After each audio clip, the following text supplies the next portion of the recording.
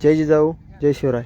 मित्रांनो, आम्ही सध्या अंतरवाली सराटी या ठिकाणी दिनांक 14 रोजी होणाऱ्या भव्यदिव्य सभेच्या ठिकाणावरून आता सध्या लाईव्ह आलेलो आहोत.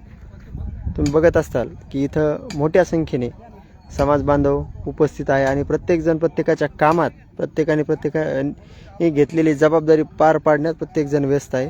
आपल्यासोबत दत्ता महाराज टर्ले हे देखील आहेत. आपण त्यांच्याशी संवाद साधूया. महाराज, जय जिजाऊ जय शिवराय. महाराज, आपण इथं येऊन जवळजवळ 3 तास झालेत. तुम्ही सगळं बघत असाल की सभेची सगळी तयारी किती जयंत पद्धतीनं चालू आहे आणि इथं उपस्थित असलेला प्रत्येक बांधव हा आपण आपल्या कामामध्ये व्यस्त आहे. कारण की 14 तारीख ही खूपच जवळ येऊन ठेपलेली आहे. याविषयी आपल्याला काय वाटतं? मला तर इथं आल्यानंतर असं वाटायला लागलं की मी मोठ्या एखादा तीर्थक्षेत्राला आलो की काय.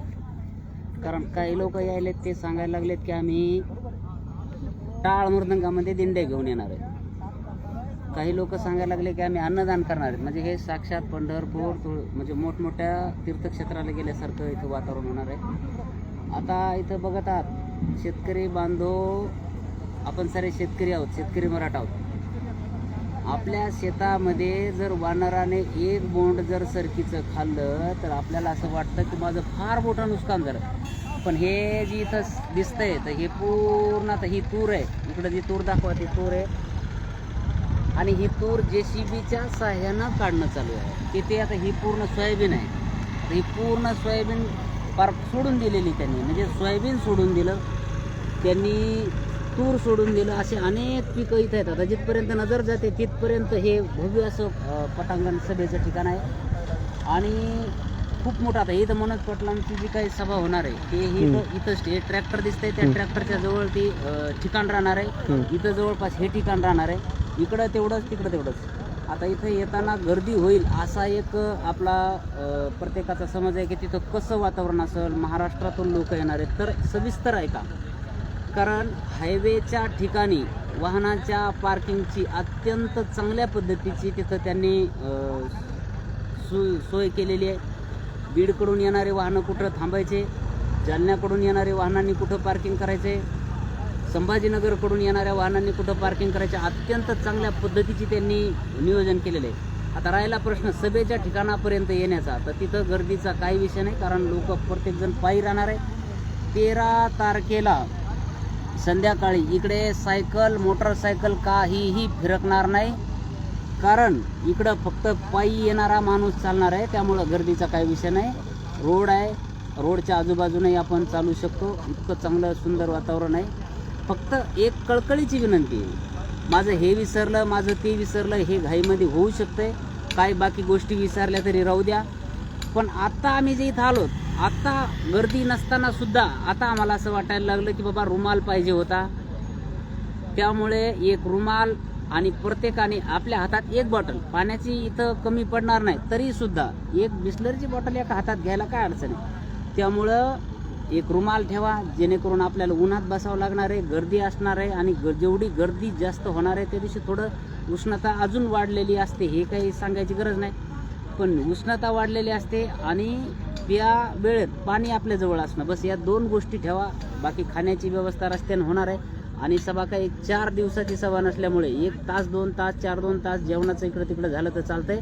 मात्र पाणी आपल्याजवळ ठेवा. एक बिस्लरी कुठूनही घ्या, चालता चालता एक बिस्लरी घेऊन, एका हातात बिस्लरी आणि गळ्यामध्ये रुमाल एवढं ठेवा. कारण इथं ऊन भरपूर राहणारे, ज्याला आपण हत्तीचं ऊन म्हणतो, हे असं ऊन आहे. बाकी इथं येताना कोणताही संभ्रम डोक्यात ठेवू नका, ट्रॅफिक जाम होईल किंवा काय, असं काही नाही. सारे व्यवस्थित येण्यापर्यंत सभेच्या ठिकाणापर्यंत येण्याची एकदम चांगल्या पद्धतीची सोय केलेली आहे आणि जास्तीत जास्त संख्येनं आपण आलं पाहिजे. कारण हे बघा, जिथपर्यंत नजर पुरते तिथपर्यंत हे स्टेज हे ग्राउंड आपल्याला आपल्या सभेसाठी उपलब्ध करून दिलेले आहे. खरंच मानावं त्यांचे, कसे धन्यवाद मानावं, कसं त्यांचं कौतुक करावं हे आपल्याला कळत नाही. कारण उभं पीक ज्यांनी सोडून दिले, आता तुरीला शेंगा सुद्धा यायच्या राहिल्या, अजून त्या तुरीला फुलं सुद्धा यायची राहिली. म्हणजे किती पीक होणार होतं, ते किती मोठं नुकसान त्यांचं पोटऱ्यात आलेली अक्षरशः. हा, आता पोटऱ्यात तूर आलेली आहे. मग आता किती मोठं नुकसान होणार आहे, पण त्याचं काही सरकारकडून मोबदला नाही. मराठा बांधवाकडून 1 रुपया सुद्धा ते घेणार नाहीत. इतकं उदार अंतकरण जर सराटी अंतरवालेवाले करत असतील आणि मनोज पाटील आपल्यासाठी जर जीव द्यायला तयार असतील तर आपण आता 1 पाऊल सुद्धा मागं हटता कामा नाही आणि जास्तीत जास्त संख्येला आलं पाहिजे. आईगाई करू नका, आता नाही तर कधीच नाही. म्हणून जास्तीत जास्त संख्येनं आपण या. महाराज, मी आत्ता एका शेतकऱ्याशी इथं बोललो. त्या पलीकडच्या भागामध्ये त्याची शेती आहे, 1.5 एकर शेती आहे महाराज त्या शेतकऱ्याला.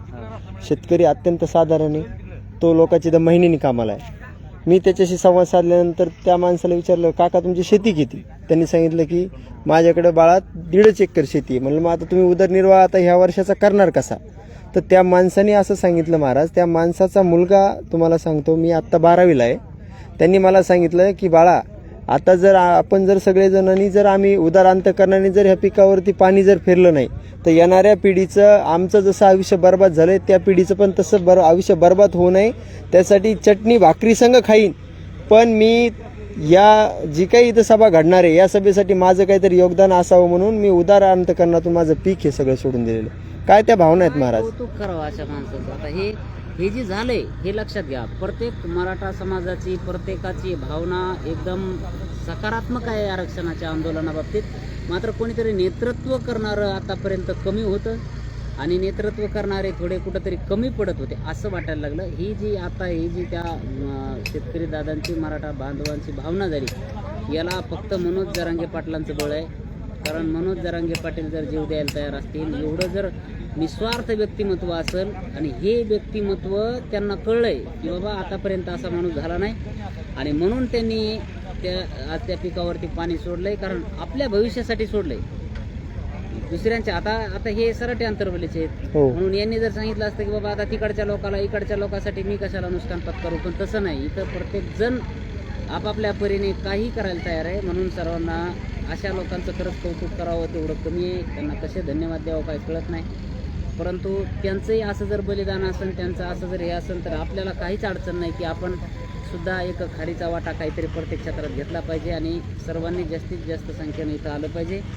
आणि म्हणून सर्वांना हीच विनंती आहे की आपण जास्तीत जास्त संख्येनं या, जास्तीत जास्त संख्येनं इथं येऊन आपला एक हा सोहळा पाहण्यासाठी या. आणि आपल्याला इथं येऊन करायचं काय तर आपल्याला इथे येऊन एकच काम करायचं आहे. आपल्याला इथं येऊन आपण इथं गर्दी करायची आणि त्या गर्दीचा घाम सरकारला फुटला पाहिजे. बस एवढंच करायचं काम करा.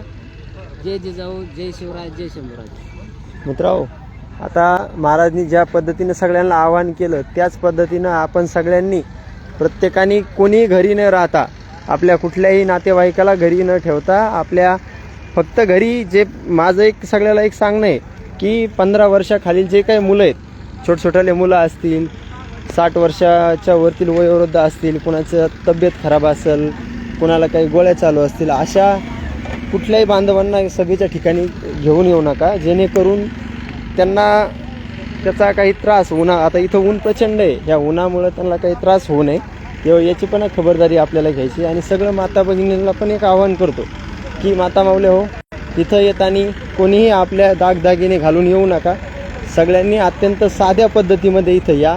येताना प्रत्येक माता माऊलींनी की एक स्टॉल घेऊन या, एक पाण्याची बॉटल सोबत घेऊन या इथं. कारण की पाण्याची व्यवस्था, जेवणाची व्यवस्था ही केलेली आहे, पण तरी बी आपल्या काळजीसाठी आपल्यासोबत एक पाण्याची बॉटल असावी, आपल्यासोबत एक रुमाल असावा, जेणेकरून आपण आजारी पडणार नाही याची पण काळजी आपल्याला घ्यावी लागेल.